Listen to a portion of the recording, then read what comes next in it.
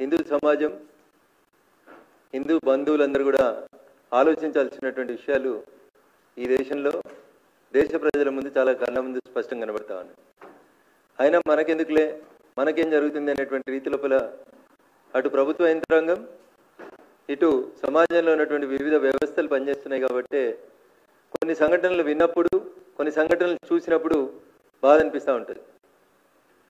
వారం రోజుల క్రితం నా పార్లమెంటు పరిధిలో ఉన్నటువంటి పటాన్చెరు అసెంబ్లీ నియోజకవర్గ పరిధిలోని జిన్నారం అనేటువంటి ఒక మండల కేంద్రంలో ఒక శివుని విగ్రహాన్ని ధ్వంసం జరిగినటువంటి కేసుకి సంబంధించి పోలీస్ అధికారులు 3 రోజుల తర్వాత ఒక వీడియో విడుదల చేసి మదర్సా పిల్లలకి సంబంధం లేదు, ఒక కోతి అటువైపు వెళ్ళి ఆ విగ్రహాన్ని ధ్వంసం చేసింది అని కొన్ని వీడియోలు ఇవి సీసీటీవీలలో రికార్డ్ అయినాయని చెప్పి ఫుటేజ్ రిలీజ్ చేసి చేతులు దులుపుకొని వదిలేసినారు. తర్వాత 19 మంది హిందూ బంధువులని ఆ సంఘటనకు బాధ్యులుగా భావిస్తూ ఆ సంఘటన జరిగిన మరుసటి రోజు 19 మందిని, తర్వాత 3 రోజులకు 5 24 మందిని ఇప్పటి వరకు అరెస్ట్ చేసి రిమాండ్ చేసి జ్యుడిషియల్ కస్టడీలో ఉంచడం జరిగింది. ఈ సంఘటన జరిగిన తర్వాత 4 ఎఫ్ఐఆర్లు నమోదు చేసి హిందువులలో కొంచెం చైతన్యవంతంగా ఉండి ఆ రోజు ఇది ఎందుకు జరుగుతుంది అని చెప్పి నిలదీసిన వాళ్ళందరినీ కూడా రిమాండ్ చేసింది తెలంగాణ పోలీస్. ఒక 4 ఎఫ్ఐఆర్లు నమోదు చేసిండ్రు. ఇది జరిగిన తర్వాత నేను 3 రోజుల తర్వాత సాక్షాత్తు రాష్ట్ర డీజీపీ గారిని కలిసి ఆ 4 ఎఫ్ఐఆర్లకు సంబంధించినటువంటి అంశం కోతులు చేసిన ధ్వంసం అనేటువంటి విషయం లోపల నేను నాకున్న సందేహాల్ని సాక్షాత్తు రాష్ట్ర డీజీపీ గారి ముందు ఉంచడం జరిగింది. అసలు మదర్సాలో ఎవరుంటున్నారు, మదర్సాల్లో ఉన్నటువంటి 70 మంది ఏ ప్రాంతానికి సంబంధించిన వాళ్ళు, వాళ్ళ తల్లిదండ్రుల ఐడెంటిటీ ఏంది, ఏ ఊరు నుంచి వచ్చినారు వాళ్ళు, మదర్సా ఏ రోజు స్థాపించినారు, మదర్సా స్థాపించడానికి ఏమైనా అనుమతులు తీసుకున్నారా, మదర్సాలో తెలంగాణ వాళ్ళు, జిన్నారం వాళ్ళు, మెదకోళ్ళు, మా బొల్లారం వాళ్ళు ఎవరైనా పిల్లలు ఉన్నారా, అసలు ఈ మదర్సా ఎవరి కోసం కట్టిండ్రు, ఏ దేశస్తుల కోసం కట్టిరు, అట్లీస్ట్ తెలంగాణ వాళ్ళు కాకపోతే మా మెదకోళ్ళు కాకపోతే హైదరాబాద్ వాళ్ళు కాకపోతే ఇంకెవరైనా పక్కూరులో వచ్చిర్రా అనేది చూస్తే పోలీసులకి నేను కేటగారికల్గా డీజీపీ గారికి చాలా స్పష్టంగా చెప్పడం జరిగింది. వీళ్ళంతా బయట దేశస్తులు, వీళ్ళ ఐడెంటిటీ మీద ఒక ఎంక్వైరీ జరపాలి. అసలు ఆ మదర్సాలు నా మెదక్ పార్లమెంట్ పరిధిలో ఉన్న జిన్నారం మండలంలోనే ఇంకోటి శివానగర్లో ఒక మదర్సా ఉంది, సంగారెడ్డి నుంచి సదాశివపేట పోతే హైవే మీద ఒక మదర్సా ఉంది. వీటన్నింటి లోపల జరుగుతున్నటువంటి కార్యకలాపాల మీద నాకు అనుమానం ఉంది. మొత్తం మెదక్ పార్లమెంటే కాకుండా ఈ రాష్ట్రంలో ఉన్న మదర్సాలేని, అనుమతులేని, అందులో ఉంటున్న వాళ్ళు ఏ దేశం ఏ రాష్ట్రం వాళ్ళు, వాళ్ళ ఐడెంటిటీని ఒకసారి చెక్ చేయాలని నేను రాష్ట్ర డీజీపీ గారికి చెప్పినాను. కానీ పోలీసుల ప్రవర్తన ఎట్లుంటుందో మీకు అందరికీ తెలుసు. ఏం చేస్తున్నారో చెప్పరు, ఏం చేయాలనో చెయ్యరు. అదేంటి అంటే కాన్ఫిడెన్షియల్ ఇన్వెస్టిగేషన్ చేస్తూ ఉన్నాం, బయటికి చెప్పలేమనే మాటలు చెప్తే కొత్తగా ఏం కనబడదు. కానీ ఈ జరిగిన సంఘటన మీద మేము మా పార్టీకి సంబంధించినటువంటి ఒక 4 వ్యక్తులు అసలు జిన్నారం మదర్సాలో ఏం జరిగింది అనేటువంటి విషయంలో ఒక 4 గత వారం రోజులుగా అక్కడ ఏం జరుగుతుంది అనేటువంటి విషయంలో విచారణ జరిపినప్పుడు మొత్తం తెలంగాణ కాదు దేశం మొత్తం ఆశ్చర్యపోల్సినటువంటి విషయాలు ఉన్నాయి. అక్కడ ఆ మదర్సాలో 70 మంది విద్యార్థులు చదువుకుంటున్నారు. జిన్నారం దగ్గర ఘర్షణ కారణమైనటువంటి మదర్సాలో 70 మంది విద్యార్థులు చదువుకుంటున్నారు. ఎక్కడోళ్ళు, జిన్నారం వాళ్ళు, బొల్లారం వాళ్ళు, పటాన్చెరు వాళ్ళు, రామచంద్రపురం వాళ్ళు, సిద్దిపేట వాళ్ళు, ఇంకెవరో పక్కోళ్ళేమో అనుకున్నా నేను. మొత్తం విచారణ చేసి చూస్తే తేలింది ఏంటంటే ఆ 70 మందిలో 65 మంది, 70లో 65 మంది పిల్లలు మీది ఏ ఊరు అని అడిగినప్పుడు వాళ్ళ నుంచి వచ్చిన సమాధానం కిషన్ గంజ్, బీహార్ అని చెప్తున్నారు. వాళ్ళు దయించి సభ్య సమాజం, హిందువులు మొత్తం ఆలోచించాలి. ఎక్కడి నుంచి వచ్చిరట? కిషన్ గంజ్ అనే జిల్లా నుంచి, బీహార్ నుంచి వచ్చినాము అని చెప్తున్నారు. మీ తల్లిదండ్రులు ఎక్కడున్నారు అని అడిగినాం. నెక్స్ట్ ప్రశ్న, మా తల్లిదండ్రులు అంతా బీహార్లోనే ఉన్నారు సార్ అని చెప్పారు వాళ్ళు. సో తల్లిదండ్రులు బీహార్లో ఉన్నారు, వాళ్ళు పుట్టింది బీహార్లో, వచ్చింది ఎక్కడికి? జిన్నారంకి వచ్చారు. పోనీ జిన్నారం ఏదో పెద్ద హైటెక్ సిటీ, అదేదో పెద్ద మున్సిపాలిటీ, సర్వాంగ సుందరంగా ఉంది, వీళ్ళు వచ్చిరు ఆడేదో చేస్తున్నారు, అదేదో కాస్మోపాలిటన్ సిటీ అంటే కాదు, చిన్న మండల కేంద్రం, ప్రశాంతంగా ఉన్న ఒక మండల కేంద్రానికి ఒక మదర్సాను తెచ్చిపెట్టిరు. బీహార్కి వెళ్ళి పిల్లలు అని చెప్తారు. మాకు అనుమానం ఉంది అది కిషన్ గంజ్ కాదు, బీహార్ కాదు. Kishanganj is adjacent to Bangladesh. బంగ్లాదేశ్కి కిషన్ గంజ్కి మధ్యలో బార్డర్ ఉంటుంది గీత.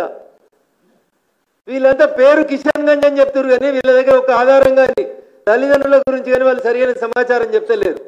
బహుశా ఈ మదర్సాలో ఉన్న 65 మంది కూడా బంగ్లాదేశ్ నుంచి వచ్చి జిన్నారంలో శిక్షణ పొందుతున్నట్టు నాకు అనుమానంగా ఉంది. ఇదే విషయం నేను రాష్ట్ర డీజీపీ గారిని కలిసినప్పుడు చాలా స్పష్టంగా చెప్పినాను. పిల్లల ఐడెంటిటీ ఎంక్వైరీ చేయండి అని ఎంక్వైరీ చెప్తాం. ఇంకా దారుణం అన్నా పిల్లలంతా అడికెళ్ళి వచ్చిర్రు అనుకున్నాం. అసలు మదర్సా ఎవరు నడుపుతున్నారు, మదర్సాల చదువు చెప్పే సార్లు ఎవరు అనేది ఎంక్వైరీ చేసినాం. మదర్సాల చదువు చెప్పేందుకు వచ్చిన సార్లు కూడా మీది ఏ ఊరు అంటే మాది కిషన్ గంజ్ బీహార్ అని చెప్తున్నారు. వాళ్ళు దయించి ఆలోచించాలి మీడియా మిత్రులు కూడా. పిల్లలది కిషన్ గంజ్ బీహార్ అనే చెప్తున్నారు. చదువు చెప్పే సార్లు పోని తెలంగాణలో ఎవరైనా ఉన్నారేమో, తెలంగాణలో ఎవరైనా దాతి ఇస్తే మదర్సా కట్టి చదువు చెప్తుర్రేమో, తెలంగాణలో వెనుకబడ్డ ముస్లిం బిడ్డలకి చదువు చెప్పేందుకు పెట్టిరేమో అనుకున్నాం. సార్లది కిషన్ గంజ్ బీహార్ అనే సమాధానం, పిల్లలది కిషన్ గంజ్ బీహార్ అనే సమాధానం వస్తూ ఉంది. నేను ఈ మధ్యలో అన్ని ఆంగ్ల హిందీ దినపత్రికలలో ఛానళ్లలో వచ్చినటువంటి కొన్ని వార్తల్ని కిషన్ గంజ్ గురించి చూడడం జరిగింది. దురదృష్టకరం, బాధాకరం. కిషన్ గంజ్లోకి బంగ్లాదేశ్ నుంచి చొరబాటుదారులు వచ్చి అక్కడ ఉన్నటువంటి హిందువులని భూమి అమ్ముతవా సస్తవా అని బెదిరించి అమ్మకపోతే దౌర్జన్యం చేసి చంపేసి ల్యాండ్ జిహాద్ నడుస్తుంది ఇలా బీహార్ కిషన్ గంజ్లో. ఒకటి కాదు, రెండు కాదు, నేను మీకు ఏం నెంబర్ ఆఫ్ ఎగ్జాంపుల్స్ నా ఫోన్లో ఉన్నాయి. అక్కడ నుంచి వచ్చినటువంటి నేషనల్ ఛానల్స్ రిపోర్టర్స్ ఇచ్చిన రిపోర్టింగ్ కూడా ఉంది నా ముందు. బీహార్ కిషన్ గంజ్లో రోజు బంగ్లాదేశ్ నుంచి వచ్చి కిషన్ గంజ్లో ఉన్నటువంటి హిందువుల మీద దాడులు చేసి హిందువుల భూములని కబ్జా చేసుకొని ల్యాండ్ జిహాద్ నడిపిస్తున్నారు కిషన్ గంజ్ బీహార్ లోపల. గావళ్ళు మా మెదక్కి ఎందుకు వచ్చిరన్న? వాళ్ళకి జిన్నారంకి ఏం సంబంధం ఉంది? ఇక్కడ జిన్నారం ఉంది, ఇక్కడ జాగ్ ఉందని. అది కోదండ రామాలయానికి సంబంధించిన సర్వే నెంబర్ 1, 2కు సంబంధించిన భూమి. దాని మీద విచారణ చేయమంటే మా తహసీల్దార్ బిజీ ఉన్నాం సార్, భూభారతి పనులలో ఉన్నామో అని చెప్తాడు. సరే, అది గుడి భూమిలో మదర్సా వచ్చింది, ఎట్లా వచ్చింది? ప్రభుత్వ భూమా, ప్రైవేట్ భూమా, కొన్నరా, కొంటే ఎండోమెంట్స్ సంబంధించిన భూములలో మదర్సా ఎట్లా వచ్చింది అనేది అడిగితే దానికి సమాధానం లేదు. Everyone is busy, police busy, revenue busy, everybody is busy. కానీ మదర్సాలు వస్తూనే ఉన్నాయి. మదర్సాలకి కిషన్ గంజ్ పేరిట బంగ్లాదేశ్ ఇన్ఫిల్ట్రెంట్స్ వస్తూనే ఉన్నారు, ఆడుంటూనే ఉన్నారు, నడిపిస్తూనే ఉన్నారు. డీజీపీ గారికి చెప్పినాం, స్పందన కరువైంది. జిల్లా పోలీసు యంత్రాంగం దృష్టిలో ఉందో లేదో మాకు తెలియదు. సర్వోన్నతమైనటువంటి అధికారి డీజీపీ గారిని వారి దృష్టికి తీసుకుపోయి చెప్పినాం, కదలిక లేదు. మదర్సా మూతవలేదు. వాళ్ళు బంగ్లాదేశ్ వాళ్ళ, బీహార్ వాళ్ళ ఐడెంటిటీ లేదు. వాళ్ళ తల్లిదండ్రులు ఎవరు ఇప్పటిదాకా పిలిపిస్తే లేరు.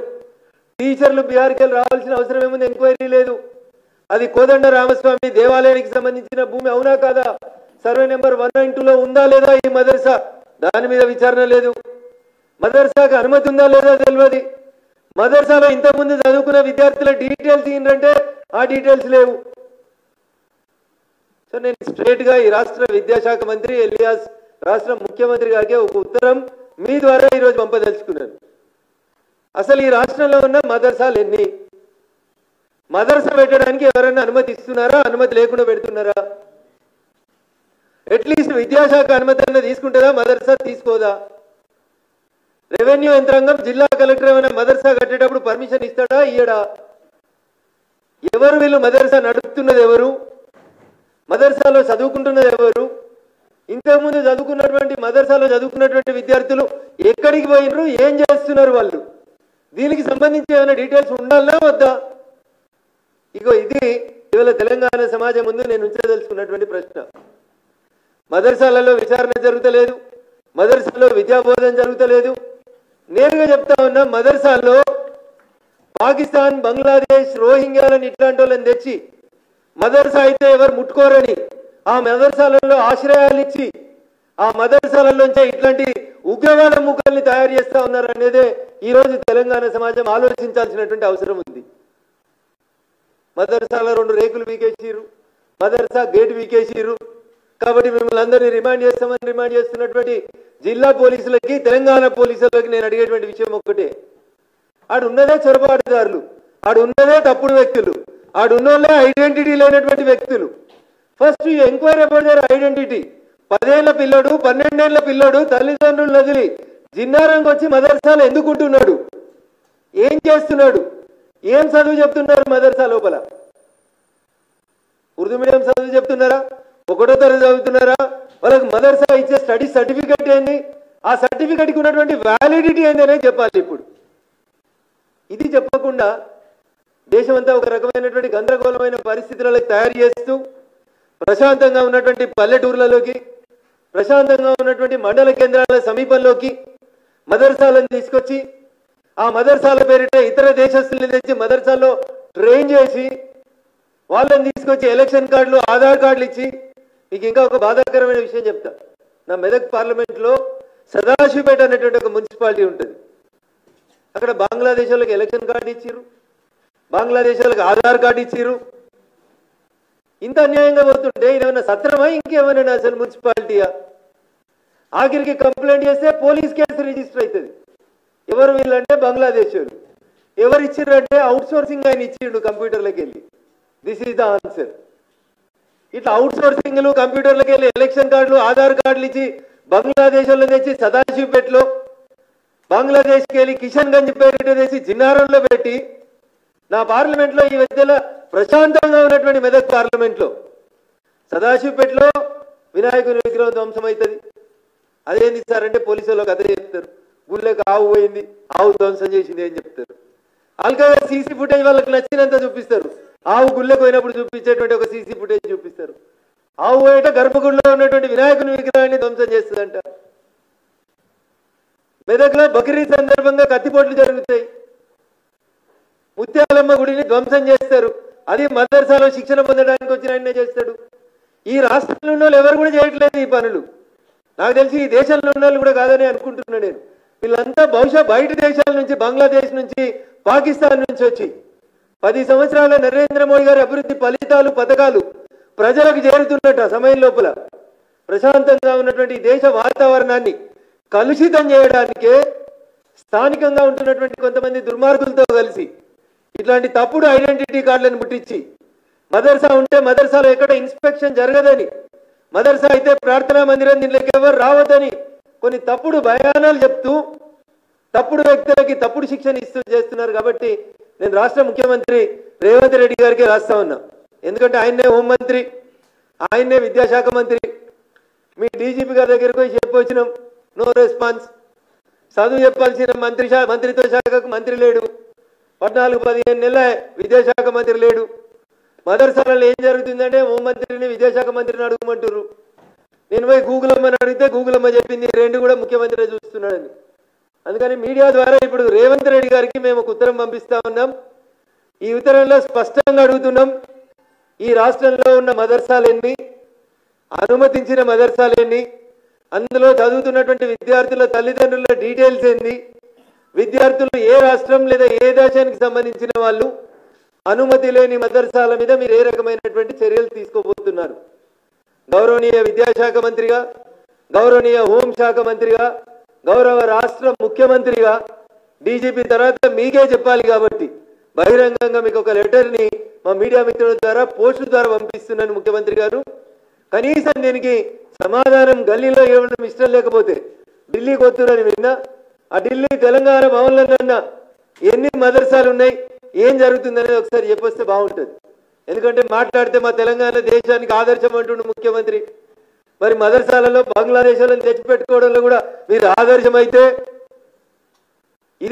ఇదే మీ కాంగ్రెస్ పార్టీ నీతి నిజాయితీ అయితే అది కూడా ఢిల్లీలో చెప్పాలని నేను గౌరవ ముఖ్యమంత్రి గారికి సందర్భంగా తెలియజేస్తా ఉన్నాను. ఇస్నాపూర్ అని మా దగ్గర ఒక బిజినెస్ ఏరియా ఉంటుందన్న. ఇస్నాపూర్ పటాన్ చెరువు దాటి కొంచెం ముందుకు పోతే మెయిన్ రోడ్ మీద ఉంటుంది. 247 మంది నేపాల్ వాళ్ళకి ఆధార్ కార్డులు ఇచ్చారు. 247 పీపుల్ ఫ్రమ్ నేపాల్ సింపుల్గా వచ్చి ఆధార్ కార్డు ఇచ్చారు. ఒక రేషన్ కార్డు ఇవ్వండి ఇస్తలేరు, కొట్టుకుంటున్నారు జనం ఊర్లో పండి రేషన్ కార్డు కోసం దరఖాస్తు పెట్టి ఆధార్ కార్డులు ఎలక్షన్ కార్డులు ఏమడితే అవి ఇచ్చేస్తుర్రనా ఇస్లాపూర్లో 247 మేము మా పార్టీ నాయకులం ఇట్లా కొద్ది ఎంక్వైరీ చేసి అనుమానం ఉన్న చోట్ల ఎంక్వైరీ చేస్తే పోలీసు వాళ్ళకి జిన్నారం మదర్సా ఎంక్వైరీ చేయమని డీజీపీ గారికి చెప్పి 5 రోజులు అయిందన్న 70 మంది పిల్లలు మీ అమ్మనాన్ని ఏడున్నారని వెరిఫై చేయలేరు అన్న పిల్లల్ని తెచ్చిపెట్టే సార్లు కూడా కిషన్ గంజ్ బీహార్కి వెళ్ళి వస్తారా అన్న తెలంగాణలో చదువు చెప్పేందుకు కనీసం ఎవరికి ముస్లిమ్స్ కూడా లేరా అంటే ఇది ఒక రకంగా బంగ్లాదేశ్కి వెళ్ళి పాకిస్తాన్కి వెళ్ళి ఇతర దేశాలకు వెళ్ళి తెచ్చి ఇక్కడ మదర్సా పేరిట మన మీద రుద్ది భవిష్యత్తు లోపల ఈ దేశ డెమోగ్రఫీని ఈ దేశంలో ఉన్నటువంటి హిందువులని డిస్టర్బ్ చేసేటువంటి కార్యక్రమానికి కాంగ్రెస్ పాలిత రాష్ట్రాలు పునాదులుగా పనిచేస్తున్నాయి కాబట్టి వెంటనే దీని మీద ముఖ్యమంత్రి రేవంత్ రెడ్డి గారు స్పందించాలనేది మేము భారతీయ జనతా పార్టీగా డిమాండ్ చేస్తూ మీ ద్వారా ఈ ఉత్తరాన్ని రాష్ట్ర ముఖ్యమంత్రి రేవంత్ రెడ్డి గారికి మెయిల్ ద్వారా మరియు పోస్ట్ ద్వారా ఈరోజు మీ ద్వారా అందజేయాలని సవినయంగా మా మీడియా మిత్రులకు విజ్ఞప్తి చేస్తా ఉన్నాం. Thank you. జై హింద్, జై భారత్. కిషన్ గంజ్ వీడియో ముందు ఈ రాష్ట్రంలో జరుగుతున్నటువంటి ఈ తప్పుడు వివరాల మీద ఒక సమాచారం తీసుకోవాల్సినటువంటి బాధ్యత రాష్ట్ర ప్రభుత్వం మీద ఉంటుందన్న ఒక వారం రోజులు గడివిచ్చిన తర్వాత ఆల్రెడీ అమిత్ షా గారు ఈ రాష్ట్ర ముఖ్యమంత్రి గారికి ఫోన్ చేసి బంగ్లాదేశీలు ఎవరున్నారు, రోహింగ్యాలు ఎవరున్నారు, ఇతర దేశస్తులు ఎవరున్నారు వాళ్ళని ఐడెంటిఫై చేసి వాళ్ళను వెనక్కి తిరిగి పంపడానికి వారికి రాష్ట్ర ముఖ్యమంత్రి గారికి అన్ని రాష్ట్రాల ముఖ్యమంత్రులకి ఆ మాటకు వచ్చినప్పుడు ఈ రాష్ట్రం ఆ రాష్ట్రం ఈ పార్టీ ఆ పార్టీ అని లేకుండా అందరు ముఖ్యమంత్రులు కూడా భారత ప్రభుత్వం భారత హోంమంత్రిత్వ శాఖ నుంచి చాలా స్పష్టంగా లేఖ వచ్చింది. మేము ఇచ్చినటువంటి ఈ లేఖ మీద ముఖ్యమంత్రి గారు ఏమైనా చర్యలు తీసుకుంటారా తీసుకోరా చూసి ఒకవేళ వారు చర్యలు తీసుకోకపోతే మన సదాశివపేటలో ఉన్న బంగ్లాదేశాలకు సంబంధించిన ఆధార్ కార్డులు ఇస్నాపూర్లో ఉన్న నేపాల్ దేశానికి సంబంధించినటువంటి ఇతర మతస్థులకు సంబంధించినటువంటి ఈ కార్డులు అట్లే జిన్నారం మదర్సాలో మోర్ పర్టికులర్గా మా నిజ నిర్ధారణ కమిటీ ఆధ్వర్యంలో మా నాయకులు మేమందరం పోయి అక్కడ ఎంక్వైరీ చేసింది 70లో 65 కిషన్ గంజ్ అని చెప్తారా అన్న ఇంత స్పష్టంగా ఉన్నటువంటి వివరాలన్నీ తర్వాత ఢిల్లీకి వెళ్ళి అమిత్ షా గారికి రాష్ట్ర ప్రభుత్వం స్పందిస్తలేదు. ఇక్కడ ఇట్లా జరుగుతూ ఉంది. ఓల్డ్ సిటీలో కూడా రోహింగ్యాల సంఖ్య రోజు రోజుకు పెరిగిపోతూ ఉంది. దయించి వీటి మీద అప్రోప్రియేట్ యాక్షన్ తీసుకోండి అనేది వంతుల వారీగా విడతల వారీగా పోవాలన్నా ముందు డీజీపీ గారిని కలిసినాం, 1 వీక్ గ్యాప్ ఇచ్చినాం, ముఖ్యమంత్రి గారికి ఓపెన్ గా లెటర్ రాస్తా ఉన్నాం, చెప్తా ఉన్నాం, 1 వీక్ గ్యాప్ ఇస్తాం. తర్వాత గౌరవ హోంమంత్రిత్వ శాఖ గారి దృష్టికి అమిత్ షా గారి దృష్టికి తప్పకుండా తీసుకెళ్తాం. ఒక 2 నిమిషాలకి ఇది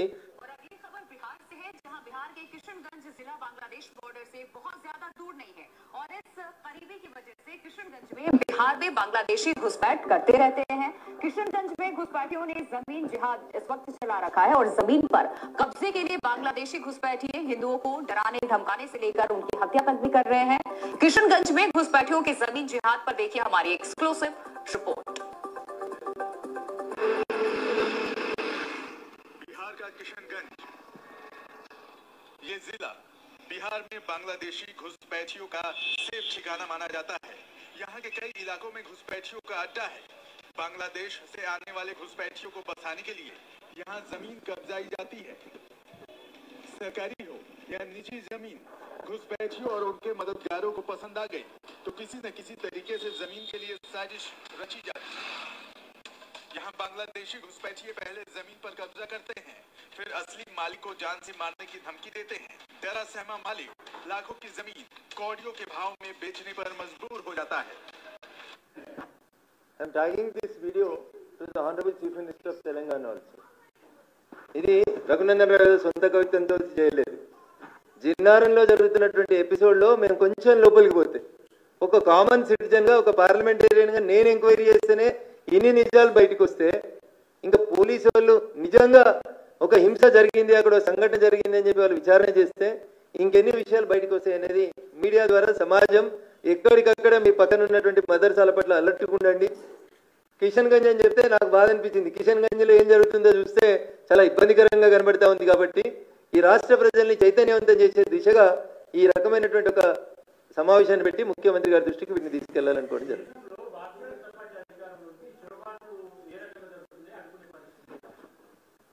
సో రాష్ట్ర ప్రభుత్వం లా అండ్ ఆర్డర్ విషయం లోపల చాలా స్పష్టంగా ఉంది. ఈ ఇన్సిడెంట్ చూసిన తర్వాత నేను వెంటనే ఈ వీడియోని రాష్ట్ర హోంమంత్రి గారికి షేర్ చేసినాను. రాష్ట్ర హోంమంత్రి గారు దీని మీద విచారణకు ఆదేశించినారు. 3 కుటుంబాలు ఏవైతే అక్కడ మీడియా ముందుకు వచ్చి మా భూములు ఇట్లా రిజిస్ట్రేషన్ చేసుకున్నారు, మమ్మల్ని సంతమని ధమ్కి ఇచ్చినారని చెప్పి ఈ వార్త ఏదైతే టెలికాస్ట్ అయిందో దాని మీద కేసు నమోదు చేసి అప్రోప్రియేట్ రిపోర్ట్ని మీకు పంపిస్తానని చెప్పి అక్కడ ఉండేటువంటి బీహార్ హోంమంత్రి గారు నాకు చాలా స్పష్టంగా చెప్పడం జరిగింది. నేను ఇదే వీడియోని ఎందుకు షేర్ చేయాలనుకుంటున్నా రాష్ట్ర ముఖ్యమంత్రి గారికి, హోంమంత్రి గారికి అంటే వీళ్ళంతా కిషన్ గంజ్ అని చెప్తున్నారు కాబట్టి నాకు అనుమానం వస్తుంది. ఇప్పుడు ఆ కిషన్ గంజ్లోకి ఎవరు వచ్చారంటే మొత్తం బంగ్లాదేశీలు వస్తున్నారని అక్కడ నుంచి ఒక రిపోర్ట్ వస్తుంది. సో వీళ్ళు ఆధార్ కార్డు అడగమన్నాను నేను మా ఎస్పీ గారికి, మా డీజీపీ గారికి ఏం చెప్పినానంటే, సార్ వాళ్ళ తల్లిదండ్రుల పేరు అడగండి, ఊరు అడగండి, అక్కడ ఉండేటువంటి కిషన్ గంజ్ ఎస్పీ గారికి ఫోన్ చేయండి, వాళ్ళ తల్లిదండ్రుల ఊర్లో ఉన్నారా లేరా ఎంక్వైరీ చేయండి. వీళ్ళు భారతీయుల, బీహార్ వాళ్ళ, లేకపోతే బంగ్లాదేశ్ నుంచి వచ్చినటువంటి చొరబాటుదారులు అనేది విచారణ జరపమని అడుగుతున్నాం మేము. విచారణ జరిపి భారత ప్రభుత్వం ఒక నిర్ణయం తీసుకుంది, వేరే దేశస్తులు అయితే వెనక్కి పంపమని. ఆ దిశగా అడుగులేమనేది మా ఉత్తర సారాంశం అన్నాను. అంతకుమించి మేము మొత్తమే కోరికలు కొడతలేం. Yes, as we said, it is NDA government. అక్కడ విచారణ స్టార్ట్ చేయించినాం. ఆ మీడియా కథనం వచ్చిన తర్వాత నేను రాష్ట్ర హోంమంత్రి గారికి ఆ మీడియాను షేర్ చేసినాను. వారు కూడా దాని మీద విచారణ జరిపించి నిజ రిపోర్ట్ చెప్తామని చెప్పినారు. Thank you.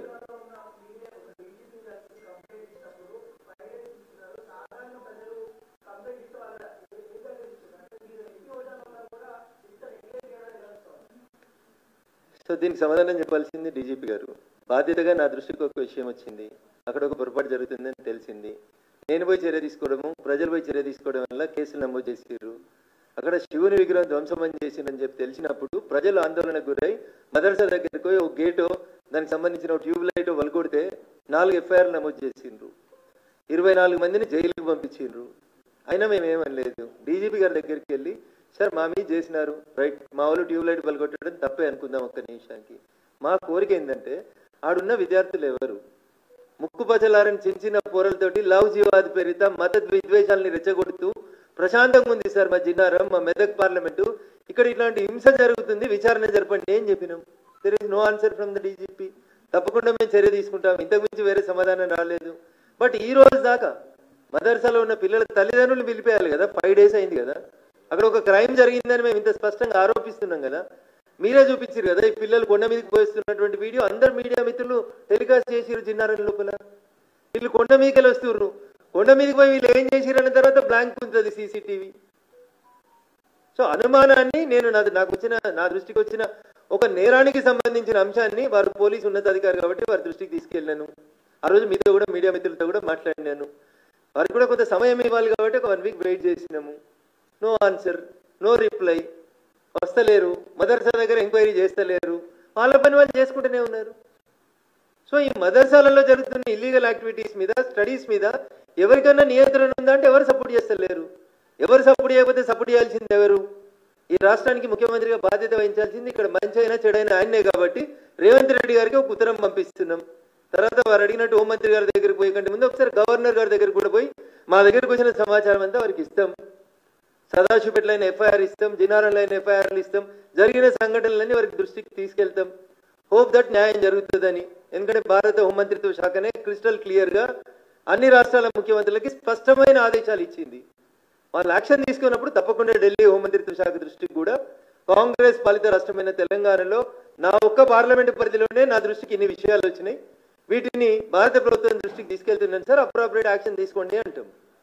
డైరెక్ట్ ఇక్కడ చెప్పకుండా డైరెక్ట్ అక్కడే చెప్తే ఏం జరుగుతుందంటే, ఇక్కడ కాంగ్రెస్ పాలిస్తుంది కాబట్టి బీజేపీ ఎంపీలు ఓరుస్తలేరు, మా మీద పోయి ఢిల్లీలో కంప్లైంట్ చేస్తున్నారు అని ఒక నెగటివ్ ప్రొపగండాకి అవకాశం ఇవ్వకూడదు. కాబట్టి ఈ చట్టం తెలిసిన వ్యక్తిగా ప్రొసీజర్ని ఫాలో అవుతూ ముందు డీజీపీ గారిని, తర్వాత హోంమంత్రి గారిని, ఆ తర్వాత గవర్నర్ గారిని, ఆ తర్వాత కేంద్ర హోంమంత్రిత్వ గారి దృష్టికి ఖచ్చితంగా ఈ సమాచారం అంతా తీసుకెళ్తామని.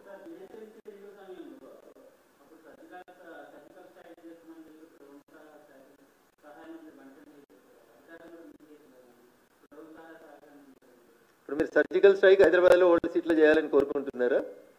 మేమేం కోరుకుంటున్నామంటే భారత ప్రజాస్వామ్య సూత్రాలకి లోబడి ఈ దేశ పౌరులు కానోళ్ళు, ఈ దేశంలో ఇల్లీగల్గా ఉంటున్న వాళ్ళు, బంగ్లాదేశీలు, పాకిస్తానీలు, మయన్మార్ వాళ్ళు, రోహింగ్యాలు ఎవరైనా సరే చట్ట ప్రకారం వాళ్ళని బయటికి పంపించడానికి మేము చర్యలు స్టార్ట్ చేసినాం. We hope that old city కూడా క్లీన్ అవుతుందని కావాలని కోరుకుంటున్నాం. కాని పక్షంలో సర్జికల్ స్ట్రైక్ అవసరం ఉన్న రోజు తప్పకుండా భారత ప్రభుత్వం ఈ దేశ క్షేమాన్ని కోరి ఎక్కడ సర్జికల్ స్ట్రైక్ చేయాలనుకుంటే, ఎవరి మీద చేయాలనుకుంటే తప్పకుండా వారి పట్ల భారత ప్రభుత్వం చేస్తుంది. సర్జికల్ స్ట్రైక్ అంటే తుపాకీ తీసుకొని పోయి కాల్ చేయడమే కాదన్నా, ఐడెంటిఫై చేసిన తర్వాత బస్ ఎక్కి తీసుకుపోయి వాళ్ళని వాళ్ళ దేశంలో దించడం కూడా it is a type of surgical strike. Surgical strike అనగానే హింసాన్ని మాత్రం దయచేసి అనుకోవద్దు.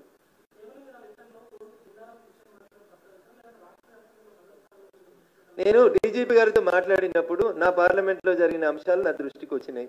ఒక్క చిన్న మదర్సా, ఒక మండల కేంద్రంలో ఉన్న మదర్సాలోనే ఇట్లాంటి సంఘటనలు జరుగుతున్నట్టు నా దృష్టికి వచ్చింది. కాబట్టి మీరు డీజీపీ కాబట్టి నేను ఎస్పీ గారి దగ్గరికి రాలేదు, డీజీపీ గారి దగ్గరికి వచ్చిన కాబట్టి రాష్ట్రం మొత్తం మీరే ఉంటారు కాబట్టి మొత్తం విచారణ చేయండి సార్. నేను చెప్పింది తప్పు అయితే please update me, I will correct my self. ఒకవేళ తప్పుడు జరుగుతుందని తెలిస్తే చర్యలు స్టార్ట్ చేయండి సార్. మళ్ళీ ఒక నేరం జరిగినాక, ఘోరం జరిగినాక అయ్యో ఇట్లా అయిపోయిందని బాధపడితే ఏం రాదు sir. Prevention is better than cure అని నేను డీజీపీ గారి దృష్టికి రాతపూర్వకంగా ఇవ్వలేదు, బట్ ఓవరాల్ గా రాష్ట్ర డీజీపీ గారికి ఇవన్నీ విషయాలని చాలా స్పష్టంగా పూసగుచ్చినట్టు చెప్పడం జరిగింది. ఈరోజు ముఖ్యమంత్రి గారికి రాతపూర్వకంగా లెటర్ పంపిస్తా ఉన్నాను, మీకు కూడా కాపీ ఇస్తాను.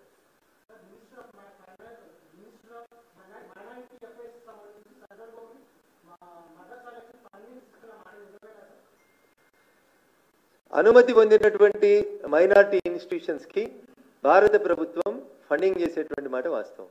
అనుమతి పొందినటువంటి education institutions which are taken permission under the government of India. So ఏ మదర్సానన్నా భారత ప్రభుత్వంతో పర్మిషన్ తీసుకున్న మదర్సా మీ దృష్టిలో ఉంటే దయచేసి మీరు మాకు ఆ మదర్సాల లిస్ట్ ఇవ్వండి, నేను చూపిస్తాం. But as far as my knowledge is concern, no madrasa is taking any permission from any of the government authorities. అందుకనే దాని మీద విచారణ జరిపించమనేది ఈ రోజు మా ప్రశ్న సారాంశం.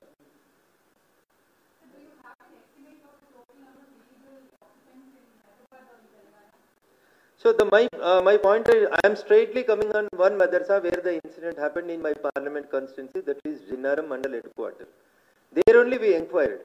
Before going into the total history of the Telangana, I wanted to have a brief report on one particular madrasa. Only one madrasa, I myself along with 2-3 of my colleague advocates, I made an inquiry into the madrasa. There we came to know that the number of students in the madrasa are 70. One this side or that side, they said 70 people are living in the madrasa. Out of the 70, it is very unfortunate, 65 people, 65 students are from Kishanganj district of Bihar. This is not the Raghunandan Rao's version. This is the version of the small kids. When I asked from which state you are, they said that I am from Kishanganj district of Bihar state. How many of you are there in this madrasa? The answer is, out of 70, 65 students are from Kishanganj, Bihar. Then I was stunned.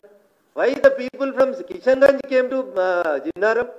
How come they know that Jinnaram is there? We can go and settle in Jinnaram. How they purchased the land? Unfortunately, another surprising thing I will tell you. Not only the students, all the teachers, those who are working in that particular madrasa of Jinnaram, they are from Kishanganj, Bihar. They say, I am from Kishanganj, Bihar. There is no ID proof. They are not showing, they are not ready to show any of their identity. And आप कौन है हमारा identity पूछने वाला, ऐसा सवाल आ रहा हमारे को. So then we said that I brought this total episode to the notice of DGP of Telangana. It is their duty to inquire. If I go and inquire, if something goes wrong, the Honorable MP went into the madrasa and he made the issue like this.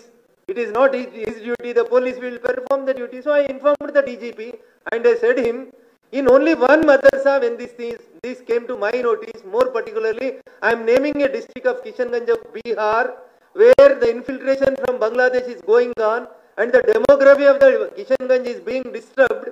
So please inquire, don't allow such type of things in this Medak parliament, sir. This is what I told.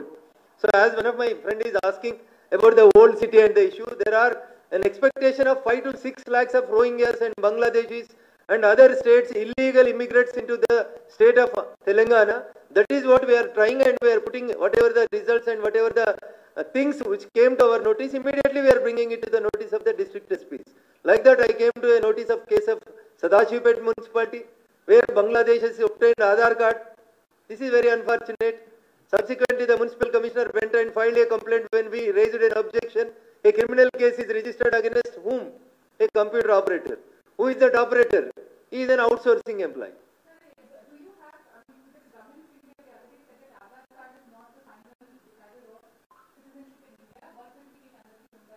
Madam, the issue is, no, I have not met the SP of Sangareddy and I have not discussed anything with the SP particularly because the SP of Sangareddy has joined recently, new posting it is 10 days, max 10 to 15 days he came, and I think he don't know the demography of the Sangareddy, so I have not disturbed him, let him do his work. But I made a complaint to the DGP itself. In turn, the DGP will instruct the Superintendent of Police Sangareddy. No, this is what I expected. So this is the procedure that has to be taken place. I told him that there is an FIR in Sadashipet police station. He should have taken the report. I told that these students are readily available in Madrasa. You please send any one of your officer and make an inquiry there. There is no response. So just now when I am talking to the media, one of my party leader is giving a letter. 247 Nepalis got Aadhaar cards in Isnapur, another area of my parliament constituency. This is one of the Asia's biggest industrial area. This is Patancheru and Isnapur. I am not against any individuals. Taking Aadhaar, then what they will do? They will go for one ration card. Then if Aadhaar is there, then they will go for a voter ID, they will go. Then immediately they will go for a motorcycle, they will purchase some land, they will become the citizens of this place. Without verifying anything, all these things are happening. So we are asking the police to make an inquiry properly. Don't disclose if you are very conscious about the issues that are happening, don't disclose it to the media. At least you call the representative who gave a complaint and let me know. I asked, more particularly you give the report of the Medak Parliament constituency, I asked. Being a member of parliament, I can ask any part of the country, but I have confined myself in front of the DGP and I asked only, give me the report of Medak Parliament constituency, how many mothers are there? No result. So this we are doing in the larger interest of the country. The things that are happening in an unfortunate manner in this country and which are disturbing the demography of this country, I am making the Hindu people to alert. This is the reason why I am writing a letter to Revanth Reddy. I would have written letter to the Home Minister or Minister for Education, but unfortunately these two portfolios are also with the Chief Minister.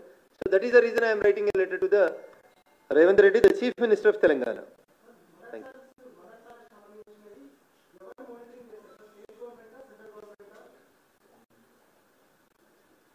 So మదర్సాలకి సంబంధించినటువంటి management ఏం జరుగుతలేదు కాబట్టి ఒక్కొక్క రాష్ట్రంలో ఒక్కొక్క రకమైనటువంటి ఇబ్బందులు వస్తూ ఉన్నాయి. ఈ రాష్ట్రంలో విచ్చలవిడిగా మదర్సాలని కొత్తవి స్టార్ట్ చేస్తున్నారు. ఇంతకంటే సజీవ సాక్ష్యం ఏం కావాలి మీకు? This is the reason why we are asking to enquire the police. I'm not the enquiring officer. నేను ఎంక్వైరీ చేస్తే ఘర్షణ అవుతుంది. అందుకని I'm repeatedly requesting the police to enquiry in to the madrasas. Law and ఆర్డర్ని మెయింటైన్ చేయమని మేము అడుగుతాం.